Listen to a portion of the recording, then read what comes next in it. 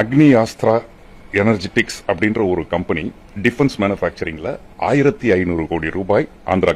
அதே மாதிரி ரிலையன்ஸ்ல solar and battery storage manufacturing Sri Sathya டிஸ்ட்ரிக்ட்ல 51,300 கோடிக்கு போயிருக்கு.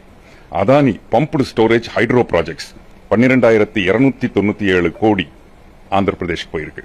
Royal Enfield motorcycle manufacturing 2,500 கோடி ஆந்திராக்கு போயிருக்கு. அப்போலோ டயர்ஸ் எக்ஸ்பான்ஷன் 5,100 கோடி ஸ்ரீ சிட்டி பக்கத்துல போயிருக்கு.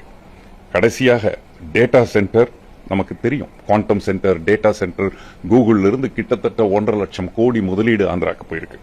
கிரீன் எனர்ஜி வேவ் 2 லட்சம் கோடி. இத மாதிரி அடுக்கிட்டே போலாம்.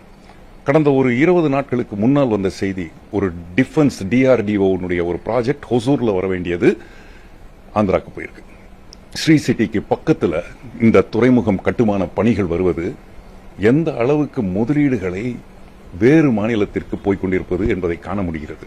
புதிதாக தொழிலை ஈர்ப்பதற்கு உண்டான பாலிசிகளை கொண்டு வந்து பலதரப்பட்ட இண்டஸ்ட்ரியலிஸ்ட ஆல் ஓவர் த வேர்ல்டு சந்திச்சு MOU அல்லது திட்ட அறிக்கை அல்லது நடைமுறைக்கு சாத்தியமான திட்டங்களை கொண்டு வந்து செய்த உழைப்பு கடந்த ஒரு மாதமாக சிலவற்றை நாம் இழந்து கொண்டிருப்பதை பார்க்கிறோம்.